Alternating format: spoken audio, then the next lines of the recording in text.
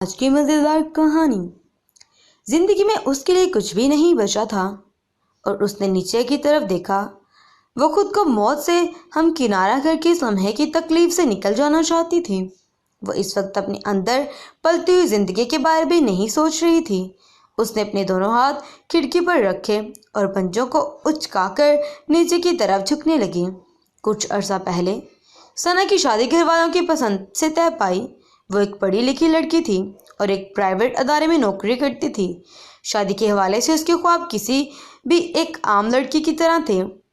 ایک اچھا اسے سمجھنے والا شوہر اور ایک اچھی سسرال۔ کافی تگ-و-دو کے بعد اس کے لیے ایک اچھا رشتہ ڈھونڈ لیا گیا۔ سسرال میں یہ 2 بھائی بہن اور ساس سسر تھے۔ شادی کے وقت یہ بات طے پائی گئی تھی کہ وہ بعد میں بھی اپنی نوکری جاری رکھے گی اور ثنا نے اس بات کے لیے حامی بھر لی۔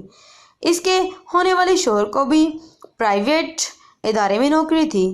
بہت جلد ہی وہ پیادے سدھار گئی۔ سسرال میں سبھی اچھے تھے، محبت کرنے والا شوہر اور خیال رکھنے والا سسرال۔ اس کو لگا کہ وہ اب شاید جنت میں ہی آ گئی ہو۔ نوکری اور گھر کی ذمہ داریاں وہ بہت عمدگی سے ساتھ نبھا رہی تھی۔ شادی کے کچھ عرصے بعد اس کو جب یہ خبر ملی کہ اس کے پیروں کے نیچے جنت آنے والی ہے تو یہ بات گھر میں سب کے لیے نہایت خوشی کا باعث بنی۔ جان سے جان کا پیدا ہونا کوئی آسان بات نہیں۔ تخلیق کا عمل عورت کے لیے کتنا دشوار گزار ہوتا ہے، صرف وہی یہ بات جانتی ہے۔ اب اپنی ذہنی اور جسمانی حالت کے پیش نظر اسے نوکری جاری رکھنا دشوار ثابت ہو رہا تھا، لیکن شوہر اور سسرال والوں کے سمجھانے پر کہ اچھی نوکری ہے اور اسے نہ چھوڑو، یہ وقت تو گزر ہی جائے گا، سب اس کا بہت خیال رکھتے تھے۔ لیکن صبح چکراتے ہوئے سر کے ساتھ ناشتہ بنانا اور دوسرے کاموں کو نپٹانے کے بعد آفس کے لیے نکلنا اس کے لیے آسان کام نہ رہے تھے۔ آفس میں بھی اس کے لیے دن گزارنا بڑا مشکل ثابت ہوتا تھا۔ کبھی کبھی کسی کے پرفیوم لگانے سے طبیعت مطلع ہو جاتی تھی تو کبھی کسی کے تیز رنگ کے کپڑے اس کی آنکھوں میں چبھتے۔ وہ کوئی اپنی ذمہ داریوں سے بھاگنے والی لڑکی نہیں تھی، لیکن اب گھر آنے کے بعد گھر کی ذمہ داریاں پوری کرنا اس کے لیے مشکل ہو جاتا تھا۔ نند فارغ ہوتی تو اس کے ساتھ کچن کے کاموں میں مدد کروا دیا کرتی تھی۔ ایسا نہیں تھا کہ کوئی اس کا خیال نہیں رکھتا تھا، لیکن وہ خود اپنی طبیعت کو سمجھنے سے قاصر تھی۔ لمحے میں اس کا مزاج سے کیا ہے کیا ہو جاتا پتہ ہی نہیں چلتا تھا۔ اس کا شوہر اس کے ساتھ دینے والا شخص تھا، لیکن وہ بھی اس کی طبیعت کے بدلے رنگوں کو سمجھ نہیں پا رہا تھا۔ وہ چاہتا تھا کہ وہ اس کی مدد کرے، لیکن اس کو خود نہیں پتا تھا کہ وہ اس کی مدد کس طرح کی جائے۔ ایک دن وہ وقت گزاری کے لیے ٹی وی سرچنگ کر رہی تھی کہ کسی چینل پر منظر دیکھ کر ٹھہر گئی اور میٹرنٹی وارڈ کا منظر تھا۔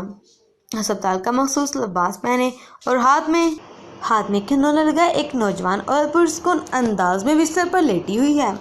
ایک نرس گود میں نومولود بچہ لیے داخل ہوتی ہے اور آ کر خاتون کو تھما دیتی ہے۔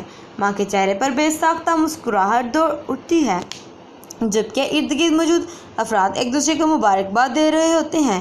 مٹھائیاں بانٹی جاتی ہیں اور بڑے بوڑھے بچے کو گود میں لیے نہال ہوتے جاتے ہیں۔ اس نے سوچا کہ ڈراموں اور فلموں میں بچے کی پیدائش کے بعد کا منظر کتنا خوبصورت اور رونما پرور دکھایا جاتا ہے۔ حالانکہ زچگی کے دوران ماں بے شمار جسمانی، جذباتی اور نفسیاتی تبدیلیوں اور مسائل سے گزرتی ہے، اور صرف جسمانی ہی نہیں، نفسیاتی اور جذباتی مسائل بھی پیدا ہوتے ہیں جس کو جھیلنا آسان کام نہیں ہوتا۔ اور ایک شام درد زا کی شدت سے بے حال ہسپتال پہنچی۔ اس کی تکلیف آسمان سے باتیں کر رہی تھی۔ درد کی برداشت سے باہر ہو جاتا تھا اور رہ رہ کر اٹھنے والی درد کے باعث اس نے خود کو بہت دفعہ آسمان سے زمین بوس ہوتا محسوس کیا تھا۔ اس کی رگوں میں اذیت کا طوفان دوڑ رہا تھا۔ درد کی شدت سے تنگ آ کر اس نے اپنے پاس چیک اپ کے لیے آنے والے ڈاکٹر کے ہاتھ پکڑ لیا اور اس سے آپریشن کے لیے کہا، پر آپریشن کی پیچیدگیوں سے خائف ہو کر شوہر اور سسرال والوں نے ڈاکٹر کو اس بات کے لیے منع کر دیا۔ ثنا کی طبیعت زیادہ بگڑ رہی تھی۔ گھر والوں اس کے آپریشن کی اجازت نہیں دے رہے تھے۔ ساس اور شوہر کو اس کو صبر سے کام لینے کے لیے کہہ رہے تھے، لیکن کہنا اور سہنا دو مختلف باتیں ہیں۔ اس کو یوں محسوس ہو رہا تھا جیسے کہ وہ دنیا میں اکیلی رہ گئی ہے اور آپریشن ہی اس کی تکلیف سے فرار ہو جس کی اجازت اسے نہیں مل رہی تھی۔ اس کو لگا جیسے اس کا کوئی بھی نہیں برداشت کی آخری حد پہ کھڑی تھی اور میٹرنٹی وارڈ ہسپتال کی اوپری منظر پر تھا۔ وہ وہاں سے اٹھ کر پاس ہی کھڑکی میں کھڑی ہو گئی تھی۔ اس کی سانس تکلیف کی وجہ سے رک رک کر آ رہی تھی۔ اس کو یوں لگا جیسے سب اپنی اپنی زندگی میں مگن ہے اور صرف وہ ہے جو اس تکلیف کو کاٹ رہی ہے۔ زندگی میں اس کے لیے کچھ بھی نہیں بچا تھا اور اس نے نیچے کی طرف دیکھا اور اس نے خود کو موت سے ہمکنارہ کر کے اس درد کے لمحے سے نکل جانا چاہا۔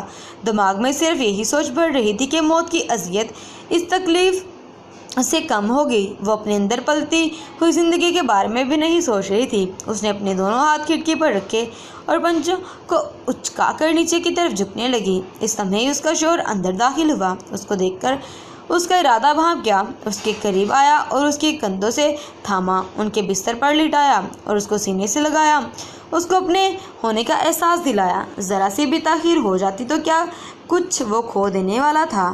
چین میں ایک حاملہ خاتون کے درد ذر برداشت نہیں کر پانے کے سبب خودکشی کرنے کے واقعات نے ذہن و دل کو جھنجھوڑ کر رکھ دیا، اور اس موضوع پر تحریر جو آپ نے پڑھی ہے، اس کہانی کو لکھنے کا صرف اور صرف یہ مقصد تھا کہ جب عورت تخلیق کے مراحل سے گزرتی ہے تو وہ خود اپنی طبیعت کے اتار چڑھاؤ کو نہیں سمجھ پاتی، اس کے رویے سے سبھی بیزار ہونے لگتے ہیں۔ ضرورت اس امر کی ہے کہ ڈاکٹر میاں بیوی دونوں کی کونسلنگ کرے۔ شوہر بیوی کے اس حال مدد کرنا چاہتا تو ہے، لیکن اس کو خود نہیں پتا ہوتا کہ اس کی مدد کس طرح کی جائے۔ صحت مند بچے کے لیے ماں کا ذہنی اور جسمانی طور پر صحت مند ہونا بہت ضروری ہے۔ عورت یا مرد کوئی بھی رشتہ غلط نہیں ہوتا، برا نہیں ہوتا، بس صرف وہ وقت ہوتا ہے جو ہمارا گزر رہے ہوتے ہیں۔ Thanks for watching this